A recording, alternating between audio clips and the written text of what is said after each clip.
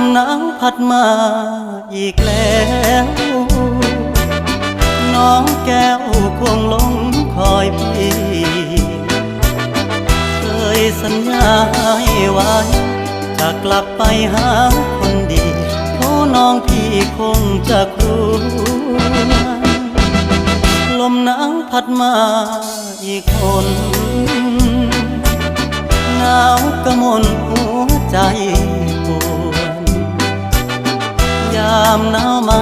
ห่างน้องเจ้าคงมองและรำครวญลมหนาวจะหวนกลับไปฟ้าเอ่ยโปรดเห็นฟ้าโปรดเป็นพยานให้ความรักยังไม่คลอนนิรันดร